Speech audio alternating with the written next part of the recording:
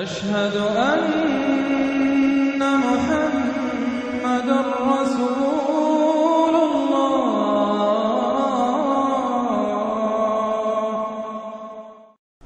اب یہ دوسری سورت بسم اللہ الرحمن الرحیم سورۃ التحریم، یعنی یہ معاملہ کہ بیویوں کی محبت یا ان کے جذبات کا لحاظ اور پاس یا ان کی دلجوئی میں کوئی کام آپ ایسا کر بیٹھے کہ جو شریعت میں جائز نہیں، یا شریعت کا کوئی جائز کام ہے وہ آپ اس کو نہ کرنے کی قسم کھا لیں۔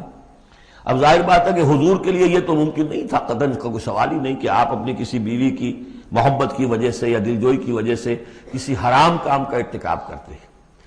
لیکن دو تین واقعات ایسے ملتے ہیں کہ حضور نے اپنی بیویوں کی دلجوئی کے سلسلے میں کوئی چیز جو آپ کے لیے اصلاً حلال تھی اس کے بارے میں قسم کھا لی کہ اب یہ میں استعمال نہیں کروں گا، اس پر پکڑ آ گئی ہے۔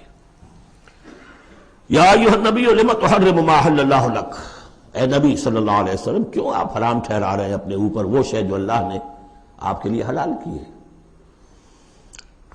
تبتغی مرضات ازواجک، کیا آپ چاہتے ہیں اپنی بیویوں کی رضا جوئی؟ واللہ غفور الرحیم۔ اب دیکھیے یہ تیور بتا رہے ہیں اللہ تعالیٰ کی جو یہ ناپسندیدگی۔ یا ایھا النبی لم تحرم ما احل اللہ لک تبتغی مرضات ازواجک واللہ غفور الرحیم، اللہ غفور الرحیم ہے، اللہ نے معاف فرمایا، اللہ نے آپ کی خطا سے درگزر کیا۔ قد فرض اللہ لکم تحلۃ ایمانکم، اللہ تعالیٰ نے تمہارے لیے ایسی قسموں کا کھول دینا جو اس کا راستہ معین کر دیا ہے۔ فرض میں یہ بھی سمجھا گیا لازم ٹھہرایا ہے، یعنی کوئی غلط قسم کھا لی ہے تو اس فرض ہے کہ اسے توڑ دیا جائے، لیکن توڑنے کا کفارہ ہے، ایسے نہیں توڑ دیا جائے گا۔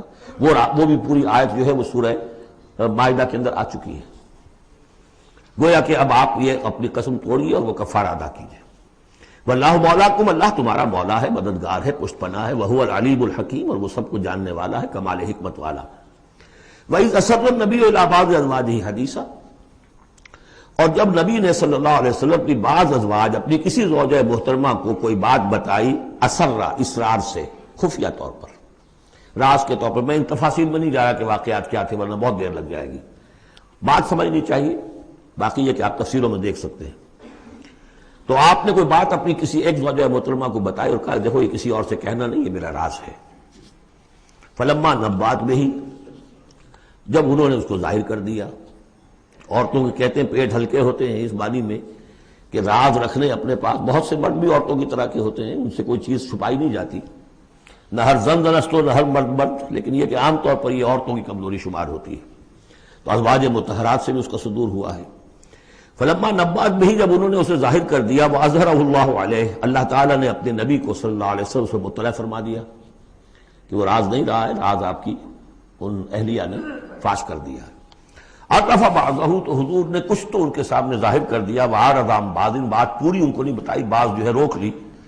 فلما نبأ بہ، تو جب انہوں نے حضور نے صلی اللہ علیہ وسلم ان کو بتایا، قالت من انباک ھذا، اب ایک طرز عمل تو یہ ہوتا ہے کہ فوراً ندامت ہوتی کہ ہاں حضور مجھ سے غلطی ہو گئی، میں واقعتاً آپ کا راز جو ہے وہ میں رکھ نہیں سکی اور مجھ سے بے دھیانی میں بے خیالی میں بات نکل گئی۔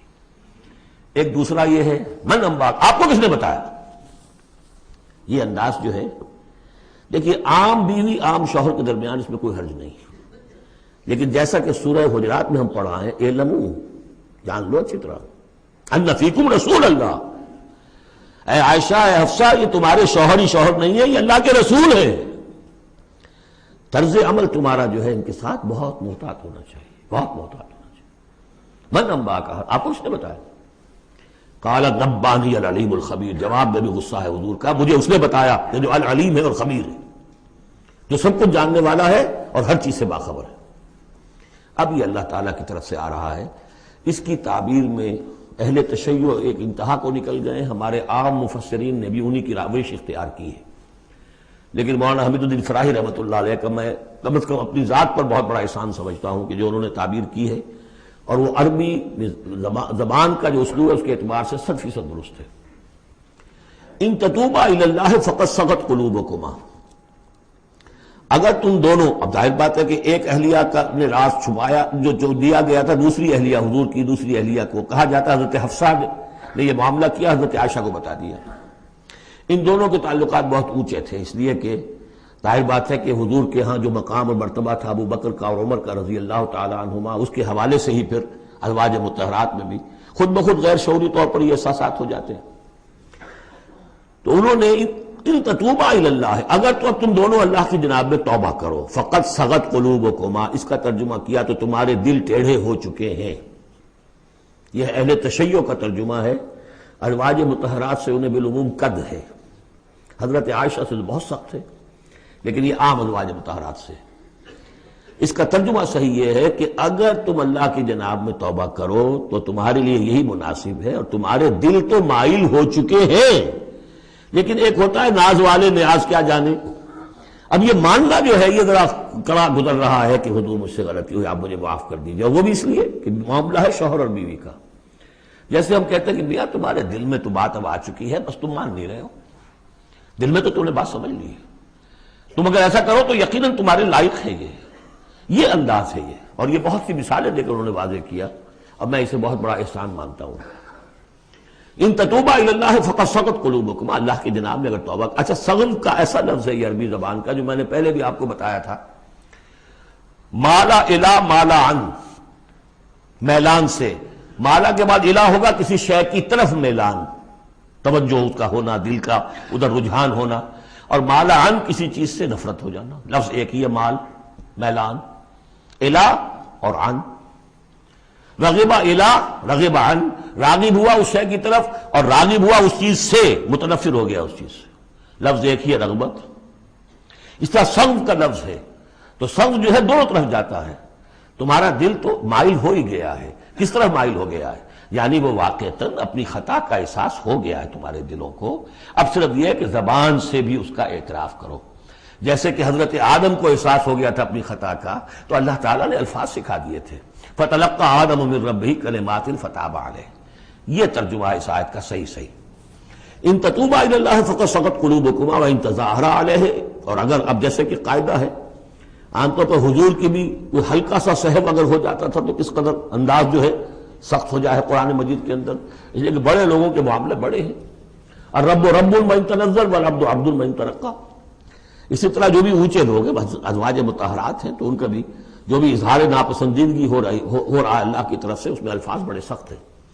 اگر تم دونوں نے کوئی گٹھ جوڑ کر لیا، ان تظاہرا علیہ، محمد کے خلاف صلی اللہ علیہ وسلم، کوئی متحدہ بھاگ بنا لیا، تو سن لو فإن اللہ هو مولاه وجبریل وصالح المؤمنین والملائکۃ بعد ذلک ظہیر، کہ اللہ ان کا ولی ہے، دوست ہے، پشت بنا ہے، مددگار ہے، پھر جبرائیل ہے، پھر تمام صالح اہل ایمان ہے، پھر یہ کہ تمام فرشتے بھی اس کے بعد ان کے پشت بنا ہے۔ تو ان کے ساتھ معاملہ جو ہے وہ ان کے مقام کی مناسبت سے کرو، چاہے وہ تمہارے شوہر ہیں اور تم ان کی بیوی ہو، لیکن معاملہ کرو اس میں تمہارے امتی ہونے کا پہلو جو ہے وہ کہیں نگاہ سے اوجھل نہ ہو، وہ اللہ کے رسول ہیں، تم امتی ہو۔ عسیٰ ربہ، ابھی اور سختی آ رہی ہے، امید ہے کہ ان کا رب ان طلقکن، اگر تم سب کو طلاق دے دے، ان یبدلہ ازواجا خیرا منکن، کہ بدل دے تم سے کہیں بہتر بیویاں ان کو عطا کر دے، مسلمات مومنات قانتات تائبات عابدات سائحات سیبات وابکارا۔ یہ سارے اوصاف ان میں واو ہے ہی نہیں، بیک وقت یہ سارے اوصاف ہوں، مسلم بھی ہوں، مومن بھی ہوں، فرما بردار بھی ہوں، توبہ کرنے والیاں، عابدات عبادت گزار، سائحات دنیا کی لذات سے کنارہ کش، سیبات بھی ہو سکتی ہیں۔ حضور کے نکاح میں تو اکثر سیبہ ہی آئی ہیں۔ سیبہ وہ ہے جن کی پہلے کوئی شادی ہوئی ہو، طلاق ہو گئی ہو، یا یہ کہ بیوہ ہو گئی ہو، اکثر و بیشتر جو آپ کے نکاح ہیں وہ سیبات سے ہیں۔ وہ ابکارا، اور کنواری بھی، تو ایک غالباً جہاں تک مجھے میرا ذہن ہے صرف ایک حضرت عائشہ صدیقہ ہے رضی اللہ تعالی عنہ کہ جو کنواری حیثیت سے آئی ہیں حضور کے نکاح میں، باقی سب کی سب سیبہ تھیں۔ یہ تو ہو گیا ایک خاص معاملہ عائلی زندگی سے متعلق۔ حاصل کیا ہوا کہ وہ معتدل معاملہ رکھو، حقوق الزوجین اپنی جگہ ہیں، فرائض الزوجین اپنی جگہ ہیں، اللہ کے حقوق اس سے بالا ہیں، ان کو اوپر قائم رکھو، اور اس کے تحت جو ہے جو بھی اللہ نے حقوق معین کر دیے، فرائض معین کر دیے، ان کو ادا کرو۔ لیکن یہ کہ ادھر اگر ہو گیا معاملہ تو بھی سلیقے سے ہو، بات نہیں بن رہی ہے، اگر رخصت کرنا تو شرافت کے ساتھ، اس کے یہ قواعد و ضوابط ہیں، اور اگر ادھر جانا ہے تو روکو اپنے آپ کو کہ کہیں ان کی محبت، یا ایھا الذین آمنوا ان من ازواجکم واولادکم عدوا لکم فاحذروہم، تو ڈرو ایسا نہ ہو کہ ان کی محبت جو ہے وہ تمہیں کسی غلط راستے پر لے جائے۔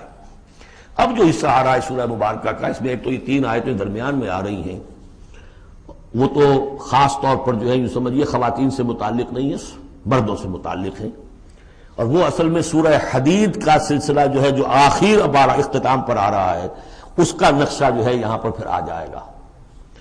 یا ایھا الذین آمنوا قوا انفسکم واہلیکم نارا، اہل ایمان بچاؤ اپنے آپ کو اور اپنے اہل و عیال کو آگ سے۔ یعنی دیکھیے ایک نیگیٹو اسپیکٹ تو یہ آیا تھا، یا ایھا الذین آمنوا ان من ازواجکم واولادکم عدوا لکم فاحذروہم، یہ تو نیگیٹو ہے۔ اپنے آپ کو محفوظ رکھو، ان کی محبت ان کی دلجوئی تمہیں غلط راستے پر نہ ڈال دے۔ اب یہاں جو پازیٹو ہے، تم جن کے بھی شوہر ہو اور تم جن کے بھی باپ ہو، ان کی زندگی کو دین کے رخ پر ڈالنا تمہاری ذمہ داری ہے۔ اپنی سی کوشش کرنا، ڈال دینا یہ تمہارے اختیار میں نہیں ہے۔ حضرت نوح کا ایک بیٹا بھی ان کے نگاہوں کے سامنے غرق ہو گیا، کوئی بات نہیں، لیکن تم کیا کر رہے ہو؟ تم اپنے اہل و عیال کے حق میں سمجھا تم نے یہ ہے کہ صرف نان نقصے کی ذمہ داری ہے، کھانا پلانا ہماری ذمہ داری ہے، بس۔ یہ بہت غلط ہے۔ بندہ مومن ہونے کے ناطے پہلا فرض یہ ہے کہ اپنے آل، اپنے اولاد، اپنے اہل و عیال کو آگ سے بچانے کی فکر کرو، تربیت ان کی، دین کے لیے رجحان ادا کرنا ان میں، اس کے لیے جو بھی ممکن طریقے ہو اختیار کرنا، یہ تمہاری ذمہ داری ہے۔ یا ایھا الذین آمنوا، اہل ایمان بچاؤ پہلے اپنے آپ کو، فطری بات ہے، قوا انفسکم، جیسے حضور فرمایا کرتے تھے اپنے خطبے میں، اوصیکم ونفسی بتقوی اللہ، میں تمہیں بھی وصیت کرتا ہوں مسلمانوں کے اللہ کا تقوی اختیار، اپنے نفس کو بھی۔ اسی طرح قوا انفسکم واہلیکم نارا، بچاؤ اپنے آپ کو اور اپنے اہل و عیال کو آگ سے، وقودھا الناس والحجارہ، اس کا ایندھن بنیں گے انسان اور پتھر، علیہا ملائکۃ غلاظ شداد، اور اس پر ایسے فرشتے ہیں معمور ہیں اس جہنم پر کہ جو بڑے تند خو ہیں، سخت دل ہیں، شداد، لا یعصون اللہ ما امرہم۔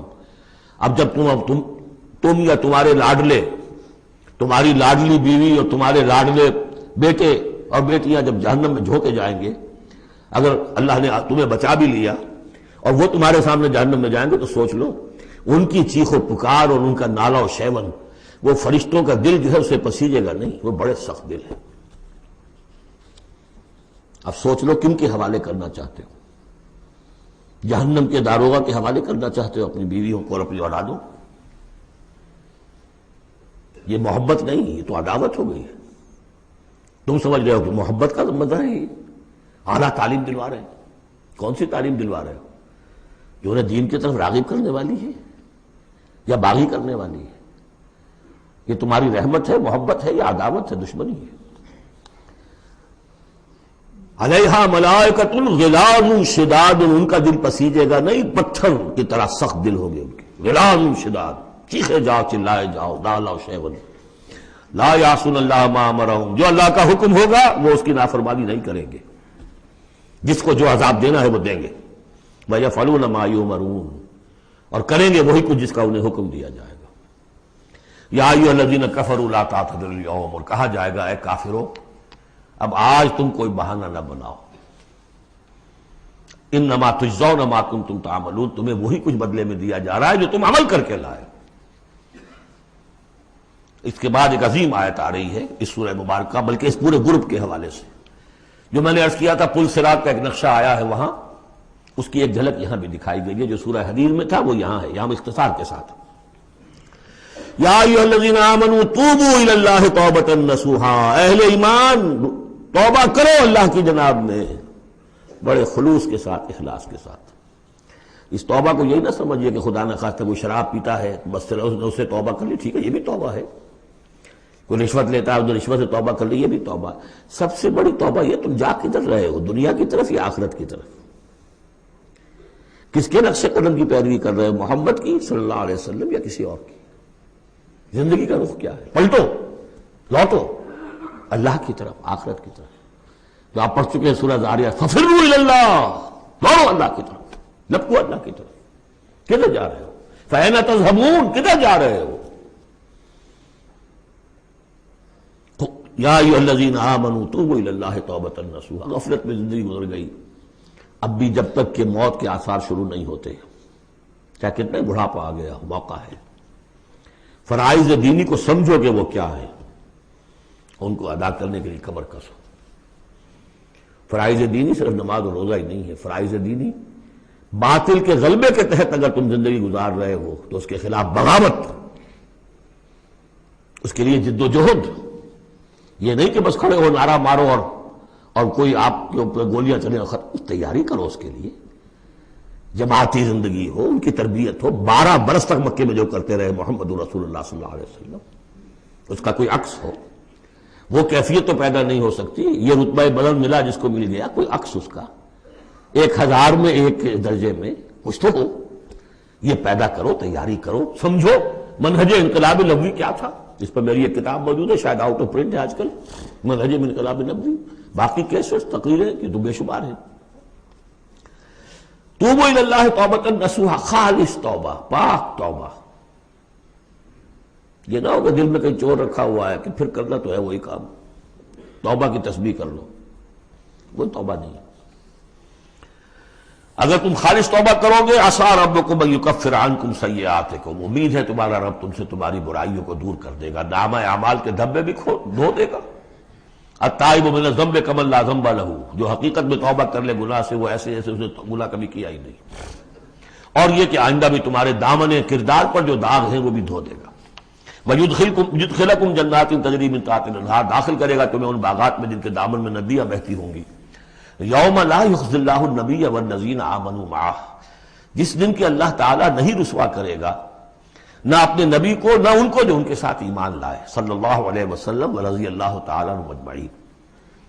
نورہم یسعی بین ایدیہم، ان کا نور دوڑتا ہوگا ان کے سامنے، وبایمانہم، اور ان کے داہنی طرف. وہی الفاظ ہے جو سورہ حدید میں آئے. دل میں ایمان تھا تو نور ایمان سامنے کی طرف اس کا ٹارچ کی روشنی پڑے گی، اور اعمال صالحہ کا نور داہنی طرف ہوگا. داہنا ہاتھ اعمال صالحہ کا قاسم ہے. یقولون ربنا اتمم لنا نورنا، اور وہ کہتے ہوں گے کہ اے رب ہمارے نور کو کامل فرما دے. اس کو مطلب سمجھ لیجئے، حضور نے فرمایا جن کو نور عطا ہوگا، کچھ لوگوں کا نور تو صرف اتنا ہوگا کہ ان کے قدموں کے آگے روشنی ہو جائے گی. وہ بھی بڑی غنیمت ہے. اندھیرے میں پگڈنڈی پر چلنا ہو تو وہ اتنی ٹارچ کی روشنی بھی وہ معلوم ہوگا بہت غنیمت ہے. لیکن کچھ لوگوں کو ایسا نور ملے گا کہ جس کی روشنی یہاں مدینے سے صنعاء تک جائے گی، یمن کا شہر. ابو بکر صدیق کو کون سی روشنی ملے گی؟ ہمیں تو وہ ٹارچ بھی مل جائے تو بہت غنیمت ہے. لیکن جنہیں وہ تھوڑا ملے گا، کیوں تھوڑا ملا؟ کوتاہیاں تھیں، تقصیرات تھیں، کمی تھی، جتنا کرنا چاہیے تھا اتنا نہیں کیا تھا، کچھ بچا بچا کے بھی رکھا تھا. تو بچا بچا کے نہ رکھ اسے، تیرا آئینہ ہے وہ آئینہ کہ شکستہ ہو تو عزیز تر ہے نگاہ آئینہ ساز میں. لہذا کم ہوگا پھر وہ دعا کریں گے ربنا اتمم لنا نورنا. اپنے کرم سے، اپنے فضل سے، اپنی شان غفاری سے ہماری کوتاہیوں کو ڈھانپ لے اور ہمارے نور کو بھی کامل فرما دے. اتمم لنا نورنا واغفر لنا، ہمیں بخش دے. انک علی کل شیء قدیر، یقیناً اے اللہ تو ہر شے پر قادر ہے، تیرا حق کون روک سکتا ہے. یا ایھا النبی جاہد الکفار والمنافقین واغلظ علیہم ومأواہم جہنم وبئس المصیر. اے نبی صلی اللہ علیہ وسلم، جہاد کیجئے کافروں سے بھی اور منافقوں سے بھی. یہ آیت جو کہ تو سورہ توبہ میں بھی آ چکی ہے. واغلظ علیہم، سختی کیجئے. آپ کی طبیعت میں نرمی ہے، اور اس نرمی کا ناجائز فائدہ اٹھاتے ہیں منافقین، کیونکہ قانونی ان کو پروٹیکشن حاصل ہے، مسلمان تو ہے وہ، تو آپ ان کے ساتھ بھی وہ معاملہ کرتے ہیں کہ جو اہل ایمان کے ساتھ کرتے ہیں. چنانچہ وہ کہتے ہیں ہوا اذن، یہ تو کان ہی کان ہے نرے، بس کان ہی کان ہے، سن لیتے ہیں، سمجھتے تو ہے ہی نہیں، دماغ میں بھیجا نہیں ہے ان کے. یہ بھی کہتے تھے وہ. لیکن آپ سختی کیجئے. یا ایھا النبی جاہد الکفار والمنافقین واغلظ علیہم ومأواہم جہنم، ان کا ٹھکانہ جہنم ہے، وبئس المصیر، اور بہت ہی برا ٹھکانہ ہے. اب جو ان 2 صورتوں میں خواتین کا معاملہ آیا، اس کے حوالے سے اب یہ مقام آ رہا ہے بہت اہم، اس بات کو واضح کرنے کے لیے کہ خواتین اس غلط فہمی میں مبتلا نہ ہو کہ اللہ کے ہاں سوال جواب جو ہونا ہمارے شوہروں سے ہی ہونا ہے، ہم سے کیا ہے، ہم تو ان کے تابع ہیں. ہر عورت ایک مکمل انسان ہے، فل ہیومن بینگ. اور جہاں تک اس کی ایک آنر کا تعلق ہے، dignity and honour, human dignity, وہ بالکل مساوات طور پر شیئر کرتی ہے، اخلاقی طور پر مساوات ہے بالکل. اور ہر ذمہ دار ہے اپنے فرائض کی، عورت بھی جیسے کہ مرد ہے.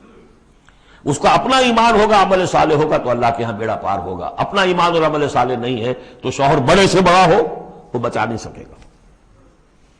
یہ حقیقت کو واضح کرنے کے لیے 3 خواتین بلکہ 4 خواتین کی مثال یہاں آئی ہے. ضرب اللہ مثلا للذین کفروا امرأۃ نوح وامرأۃ لوط. اللہ تعالیٰ نے مثال بیان کی ہے کافروں کے لیے نوح کی بیوی اور لوط کی بیوی کی. کانتا تحت عبدین من عبادنا صالحین، وہ دونوں تھیں ہمارے 2 بہت صالح بندوں کے تحت، ان کے نکاح میں تھی. فخانتاہما، تو انہوں نے ان سے خیانت کی. فلم یغنیا عنہما من اللہ شیئا، تو نہ بچا سکا انہیں ان کا شوہر، ان کے دونوں شوہر جو ہیں نہ بچا سکے اپنی دونوں بیویوں کو کچھ بھی. بیوی بھی غرق ہوئی، حضرت نوح علیہ السلام کی وہ بیوی، اور حضرت لوط کی وہ بیوی بھی اسی طریقے سے جو پتھراؤ ہوا اسی میں ہلاک ہوئی. تو نہ یہاں وہ بچا سکے شوہر. وقیل ادخلوا النار مع الداخلین، اور کہہ دیا جائے گا داخل ہو جاؤ جہنم میں داخل ہونے والوں کے ساتھ، کوئی شوہر تمہیں نہیں بچا سکتا، چاہے وہ نوح اور لوط ہوں. لوط تو خیر اولو العزم من الرسل میں ان کا شمار عام طور پر نہیں ہوتا، حضرت نوح تو بہت اولو العزم 950 برس جنہوں نے دعوت دی.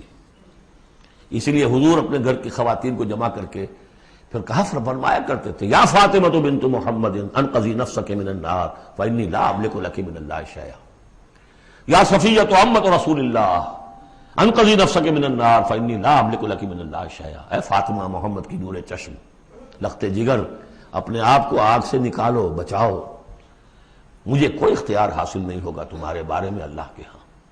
اے صفیہ، اللہ کے رسول کی پھوپھی، اپنے آپ کو آگ سے بچاؤ، اس لیے کہ مجھے کوئی اختیار حاصل نہیں ہوگا. ضرب اللہ مثلا للذین کفروا امرأۃ نوح وامرأۃ لوط کانتا تحت عبدین من عبادنا صالحین فخانتاہما فلم یغنیا عنہما من اللہ شیئا وقیل ادخلوا النار مع الداخلین. یہ میں بیان کر چکا ہوں ایک دفعہ پہلے بھی کہ اہل تشیع کا خیال یہ ہے کہ یہ زانیہ تھیں دونوں بیوییں. اہل سنت اس کو تسلیم نہیں کرتے. خیانت صرف اسی معاملے میں نہیں ہوتی، خیانت رازداری میں سب سے بڑی خیانت ہے کہ جو راز ہوتے تھے یہ وہ اپنے دشمن، جو حضور انبیاء کے رسولوں کے دشمن تھے، اپنی قوم کے لوگوں کو ان کے راز پہنچا دیتی تھی. یہ خیانت تھی. اس لیے کہ سورہ نساء میں جو آیا ہے فالصالحات قانتات حافظات للغیب، غیب کے اندر حفاظت کرنا پوری. ظاہر بات ہے کہ بیوی سے زیادہ بڑھ کر تو کوئی نہیں ہوتا کہ جو شوہر کی باتوں سے واقف ہو. تو یہ خیانت ہے اہل سنت کے نزدیک ہو. لیکن بہرحال نتیجہ یہی ہے کہ وہ پھر جہنمی ہے، اور صرف نبی کی بیوی ہونے کے ناطے سے انہیں چھٹکارا نہیں مل جائے گا. وضرب اللہ مثلا للذین آمنوا امرأۃ فرعون، اور اہل ایمان خواتین کے لیے اللہ تعالیٰ نے مثال بیان کی ہے فرعون کی بیوی کی، آسیہ ان کا نام تھا. اذ قالت رب ابن لی عندک بیتا فی الجنہ. اب اس ایک جملے میں ان کی پوری ذہنی اور نفسیاتی کیفیت سامنے آ رہی ہے. جبکہ اس اللہ کی بندی نے کہا پروردگار میرے لیے تو جنت میں اپنے پاس ایک مکان بنا لے، وَنَجَّنِي مِن فِرْعَوْنَ وَعَمَلِهِ، مجھے نجات دے اس فرعون سے بھی اور اس کے عمل سے بھی. وَنَجَّنِي مِنَ الْقَوْمِ الظَّالِمِينَ، اور اللہ جلد از جلد مجھے نجات دے ان ظالموں کی قوم سے. یعنی موت کی آرزو کر رہی ہیں. محل میں عیش و آرام ہر طرح کا حاصل ہوگا، کیا نہیں ہوگا، لیکن اللہ کے ساتھ ایمان کا معاملہ یہ ہے. اور شوہر کا جو بھی خدائی کا دعویٰ کر کے بیٹھا ہوا ہے، کیا اس نے کفر کا اور اس کا معاملہ ہے، تو ان کے اندر بیزاری کتنی ہے اپنے اس شوہر سے. تو گویا کہ 2 انتہائی مثالیں آ گئی. بہترین شوہروں کے ہاں بدترین انجام والی بیویاں، اور بدترین شوہر کے ہاں بہترین انجام والی بیوی جس کا کہ ذکر ہو رہا ہے. اور سب سے اونچی جو خواتین ہوں گی حضرت مریم، حضرت آسیہ، حضرت خدیجہ، حضرت عائشہ، حضرت فاطمہ، یہ یوں سمجھیے چوٹی کی خواتین ہوں گی قیامت میں. تو اس حوالے سے یہ جو آسیہ ہیں یہ بھی انہی میں. وَمَرْيَمَ ابْنَتَ عِمْرَانَ الَّتِي أَحْسَنَتْ فَرْجَهَا، تیسری مثال دی ہے عورت خود بھی نیک ہو اور اسے نیک تربیت مل جائے، نیک ماحول مل جائے. وَكَفَّلَهَا زَكَرِيَّا، حضرت زکریا جو ہیں انہوں نے ان کی کفالت کی، ان کی پرورش کی، ان کو اپنے پاس رکھا، تربیت کی، ایک نبی کی آغوش تربیت میں پلی ہیں، لہذا وہ نور علی نور ہے۔ ومریم ابنۃ عمران التی احسنت فرجہا فنفخنا فیہ من روحنا، تو ہم نے پھونک ماری اس میں اپنے روح کی، وصدقت بکلمات ربہا، اور اس نے تصدیق کی اپنے رب کی تمام باتوں کی، جو بھی وحی کے ذریعے سے فرشتے بتاتے رہے کہ اے مریم تجھے اللہ نے چن لیا ہے، اور اے مریم تمہارے لیے اللہ کا فیصلہ یہ ہے کہ تیرے ہاں بیٹا ہوگا، یہ ساری باتیں انہوں نے مانی تسلیم کی۔ صدقت بکلمات ربہا وکتبہ، اور جو اس کی کتابیں تھیں، ظاہر بات ہے کہ تورات ان کے پاس موجود تھی، زبور ان کے پاس موجود تھی، انبیاء کے اور صحیفے ان کے پاس موجود تھے۔ یہ تو صرف 1900 سال پر پہلے کی بات ہے جو ہم کر رہے ہیں اس وقت۔ All the prophets of the old testament, ان کے تمام صحیفے، پوری اولڈ ٹیسٹمنٹ موجود تھی۔ وکتبہ، اور اس کی تمام کتابوں کی انہوں نے تصدیق کی۔ وکانت من القانتین، اور وہ تو بہت ہی فرما بردار بندیوں میں سے تھیں۔ تو تین چیزیں تو آ گئی، چوتھی کسر رہ گئی کہ نہیں رہ گئی؟ آپ نے کچھ سوچا یا نہیں؟ بہترین شوہر کے ہاں بدترین بیوی، بدترین شوہر کے ہاں بہترین اور خاتون، ایک خاتون نور علی نور، خود بھی نیک، ماحول بھی نیک۔ چوتھی کون سی بات رہ گئی؟ خود بھی بدتینت اور شوہر اس سے بڑھ کر، بلکہ یہ کہنا مشکل ہو جائے کہ شوہر زیادہ بدتینت ہے یا وہ خود زیادہ بدتینت ہے۔ اس کی مثال معلوم ہے کہاں ہے؟ تبت یدا ابی لہب وتب ما اغنی عنہ مالہ وما کسب سیصلی نارا ذات لہب وامرأتہ حمالۃ الحطب فی جیدہا حبل من مسد۔ یہ پھر جب وہاں پہنچیں گے پڑھیں گے، شوہر بھی بدتینت، بیوی بھی بدتینت، ظلمات بعضها فوق بعض۔